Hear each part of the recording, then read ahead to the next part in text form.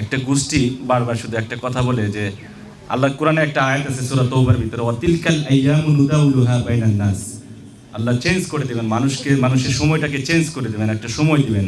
আসলে তারা এই আয়াতটাকে আমাদের উপর, মানে আমার উপর এভাবে চাপাতে চাচ্ছে যে তোমাদের সামনে খুব একটা সময় আসছে যে তোমাদেরকে ধরার, এই ধরনের তারা ব্যাখ্যা দিচ্ছে। কিন্তু আমি তো জানি যে এই আয়াতগুলো কাদের জন্য, কারণ আমি একজন হাফেজ, আমি 13 বছর মাদ্রাসায় লেখাপড়া করেছি। তারা যেখান থেকে বলে আর বাইরে আমি বলতে পারি না, তারা ওখান থেকে বলে, কিন্তু বিকৃত করে ফেলে।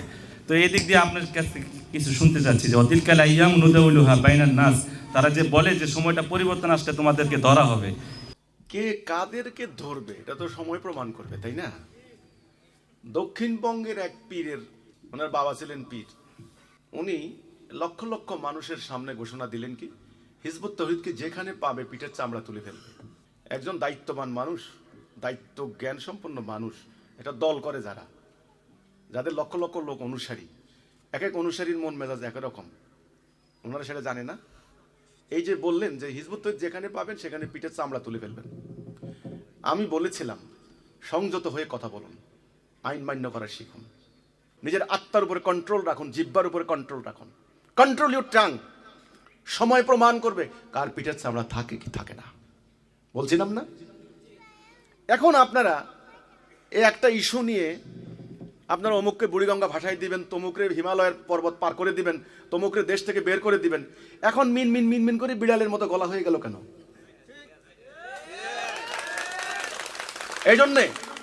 এই জন্যে তাদের জিহ্বার উপরে কন্ট্রোল নাই, আত্মার উপরে কন্ট্রোল নাই, মেজাজের উপরে কন্ট্রোল নাই, কারণ তারা মোমেন নয়, তারা মুজাহিদ নয়। আল্লাহ রসুল বলেছেন সবচাইতে পাহলোয়ান, সবচাইতে বলবান হচ্ছেন সেই যে কি করে নিজের উপরে কন্ট্রোল রাখতে পারে।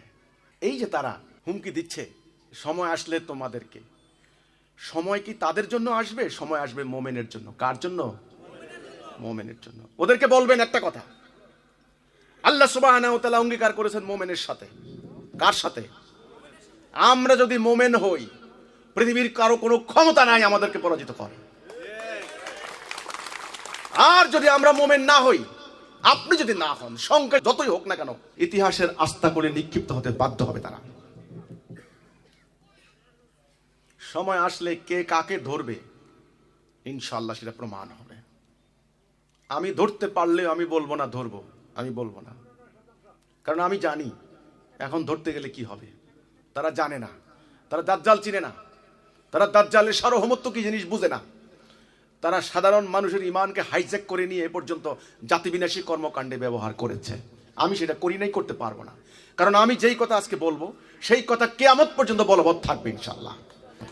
আমি কোনো রাজনীতি করি না, আমি কোনো রাজনীতি করি না, সকালে এক কথা বিকালে আরেক কথা, এবং এই কথা বলতে পারি না। আমি তো এই কথা বলি নাই, এত বড় মিথ্যাবাদী আমি হতে পারি না। লানাতাল্লাহি আলাল কাযিবিন, কোরআনে আল্লাহ বলছেন মিথ্যাবাদীদের উপর আল্লাহর লানত। যেই কথা বলবো দায়িত্ব নিয়ে বলবো, যেই কাজ করব দায়িত্ব নিয়ে করব, যে হ্যাঁ আমি করেছি, আমি বলেছি, এই জন্য বলেছি। জীবন যাই যাবে, শহীদ হলে হব। তাহলে আমি রাসূলের উম্মত, ওই লেবাস দিয়ে চরিত্র দিয়ে উম্মত হতে চাই। রাসূলকে বলা হয়েছিল যে ওরা বলে ক্ষমতা চাও ক্ষমতা দেব, তোমরা তো ক্ষমতা প্রশ্নই আসে না, একটা চেয়ারম্যান হওয়ার ক্ষমতা নাই। রাসূলকে বলেছিল ক্ষমতা চাও ক্ষমতা দেব, সম্পদ চাও সম্পত্তি দেব, সম্পত্তির জন্য দুই হাতে গামছা বিছাও, গামছা। সমস্ত মিথ্যা কথা বলে বলে আজগুবি ওয়াজ করো টাকার জন্য। আচ্ছা, রাসূলকে প্রস্তাব দেওয়া হয়েছিল তোমাকে আরবের ধনী বানিয়ে দেব, সুন্দরী নারী দেব, তুমি কি চাও? আর যদি তাওহীদের আহ্বান প্রত্যাখ্যান না করো, বাদ না দাও, আগামীকাল তলোয়ারের ফয়সালা হবে, অর্থাৎ হত্যা করা হবে। রাসূল বলছিলেন যে চাচা ওদেরকে বলে দিবেন এক হাতে চন্দ্র এক হাতে সূর্য এনে দিলেও মোহাম্মদ এই পথ ত্যাগ করবে না, হয় আল্লাহর পথে শহীদ হয়ে যাব, না হলে আল্লাহর বিজয়। এই হচ্ছে উম্মতে মুহাম্মদের অঙ্গীকার। ওদেরকে বলে দেবেন অনর্থক আস্ফালন আর করবেন না।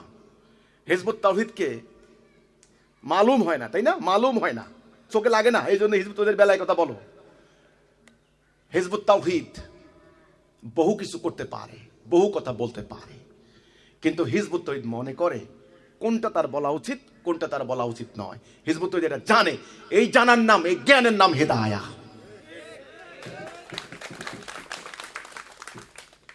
সমাজের একজন লোক রিক্সা চালায়, একজন লোক শ্রমিক, শ্রমজীবী মানুষ, লেখাপড়া জানে না, গায়ে উত্তম পোশাক নাই, কিন্তু হিজবুত তৌহিদ ওই লোকটাকে সম্মান দেবে যদি সেই লোকটা মানবতাবাদী হয়, সত্যবাদী হয়, হক হয়। একথা বলবে না হিজবুত তৌহিদ, এই বেটা তোরে দেখাম, বেটা তোর কি আছে বেটা। এই অহংকার আল্লাহ সহ্য করেন না। গতকালকে আমি পড়লাম ওই সূরাটা কারুন সম্পর্কে। কারুনের ধন এত পরিমাণ ছিল যে একদল লোকের এর ধনের চাবি বহন করার মতো সম্ভব ছিল না, এত পরিমাণ ধন। সে অহংকার করতো, আমার থেকে ধন আর কারো নাই।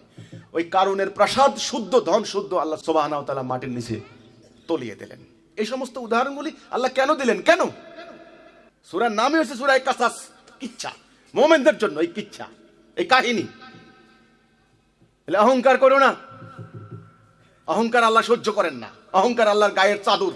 যারা অহংকার করলো তারা আল্লাহর গায়ের চাদর ধরে টানাটানি করলো। তোমাদের সংকার অহংকার, তোমাদের মিথ্যা জ্ঞানের অহংকার, এটা আল্লাহ সুবহানাহু ওয়া তাআলা মুমিনদের সামনে কর্পূরের মতো বিলীন করে দেবেন ইনশাআল্লাহ।